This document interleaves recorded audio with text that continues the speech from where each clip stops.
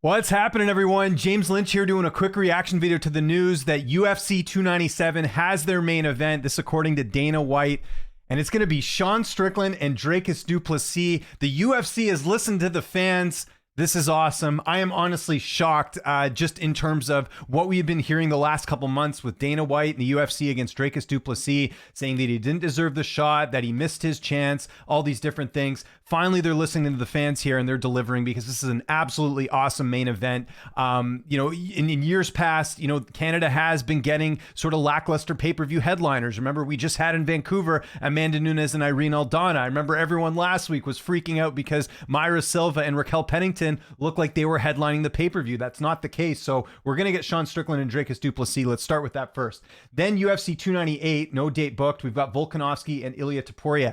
That's the right move. I did not want to see Alex Volkanovski rush back in January to take a fight against Topuria on that card. It makes sense to move that. We'll see where that location is, but that's a great fight. And then UFC 299, we got Sean O'Malley and Chito Vera. Not a fan of this fight. I've talked about this before. To me, there's more deserving contenders, including Merab. You've got Corey Sandhagen. There were other options to do here, and I didn't personally think Chito Vera looked that good in his last fight against Pedro Munoz. I know there's that whole element of Chito having a win over O'Malley, but to me, there were better fights to make in that weight class. That's probably the only one I'm not super amped about, but good to see O'Malley keeping active and getting a fight here. So let's start first with Toronto. That card has definitely taken a huge boost here. I know there's going to be some people not liking this fight. I know there's going to be people who wanted to see Khamzat Chimaev, but with Chimaev's injury, I certainly, by the way, they haven't updated this. There were some rumors about Islam and Charles, but I'm totally fine with them doing Strickland and Dricus Du Plessis on this card instead. That's totally fine with me. But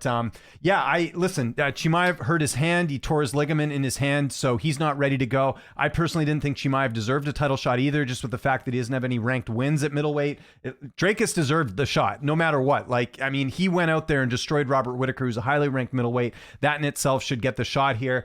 I'm seriously so surprised that the UFC booked this, just because all we've been hearing for a while is how Dricus, from the UFC side of things, Dricus shouldn't get the shot. He missed his opportunity, all these things. Glad to see the UFC came to their senses here and figured this one out. And Sean Strickland, I guess, can get into Canada. Remember, he didn't corner Chris Curtis on the Vancouver card, so I'm assuming they got that sorted out with him coming into Canada. But that's an awesome main event.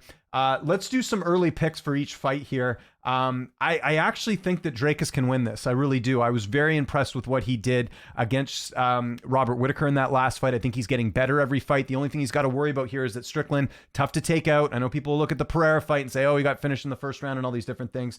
I still think that's a fight that could be very interesting in terms of how it could play out. I think initially my head goes Dricus, but I got to dig into that one a little bit more on that fight. I'm taking Volkanovski against Topuria. I know there's a lot of people saying, oh, Volk got knocked out and he's on the decline. He's 35. I still think even with all that, Volk beats Topuria. Topuria is a great fighter, and I certainly think one day he could win the belt. I don't think it'll be in this case. I think Volk's still too good. He had a bad night at the office against Islam. Islam is one of the best, if not the pound for pound best. Not going to take that away from him. And I think the thing with O'Malley and Chito, I think O'Malley wins that. I think he gets revenge here. I don't know if he finishes Chito Vera. Chito Vera has actually never been finished, at least in the UFC, not recently. Better double check that before people get mad at me in the comments. But I'm pretty sure Chito Vera has never been stopped. So that makes things interesting.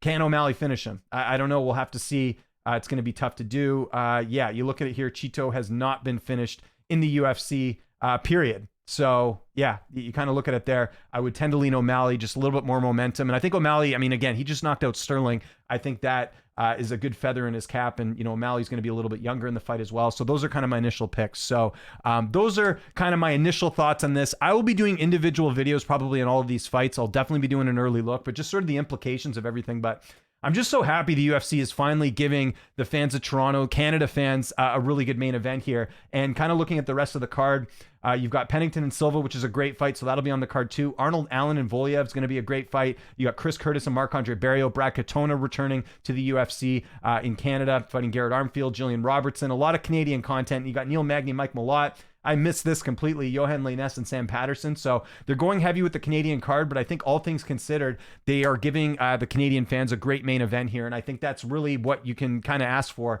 or what fans should not be complaining here. I think this is a phenomenal main event. You know, Strickland has become one of the most notable fighters this year, whether you love him or hate him outside the cage. The guy's the middleweight champion, and that's impressive. And I think Dricus has a huge fan base as well. I think there's a lot of people excited to see what happens there. So with Strickland and Dricus getting booked now, does Chimaev get the winner? Does Chimaev fight someone else? I personally think they should look at maybe doing Chimaev and Adesanya, right? Adesanya needs a bounce back fight. You know, didn't exactly look that good against Strickland. I'd be totally fine with that.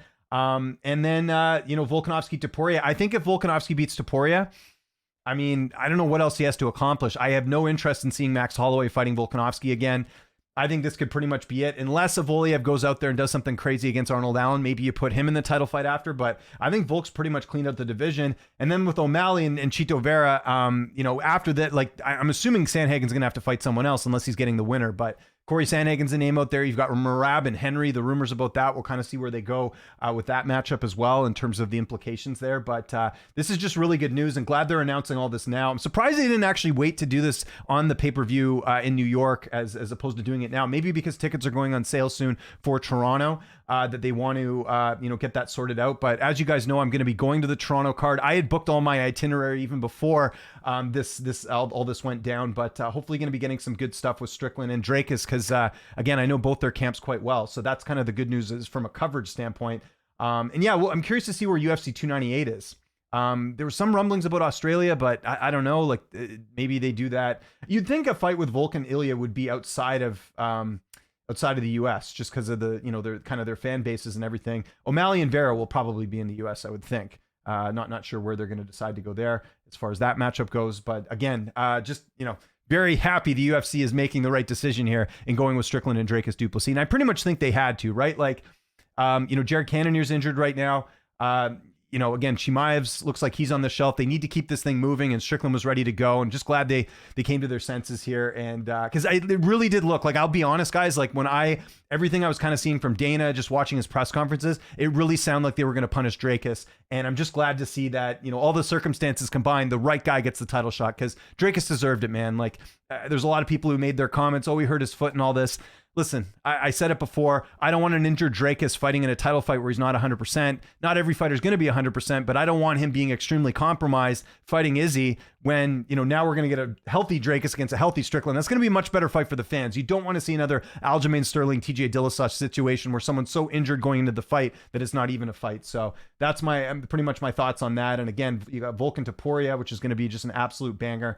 Again, leaning Volk on that one. And then O'Malley and Chito Vera, that's probably my least favorite matchup here. I would have preferred Sandhagen or even Merab. I know that's not a popular opinion. I know there's going to be a lot of people happy with Chito Vera and O'Malley. I know O'Malley's the champ. He calls the shots, but that's maybe the one where I'm kind of like, I don't really feel like Chito deserved it, if we're being honest. Especially Sandhagen, who beat him in his last fight. Unless Sandhagen's still injured, I'm not really sure the thinking there. So I want to know what you guys think in the comment section below. What are your early predictions for all of these fights? What do you think of UFC 297 now? That card's filling up pretty quickly. Follow me on Twitter, TikTok, Instagram, @Lynch on Sports. I'm James Lynch. Thanks so much for watching, and I'll see you next time.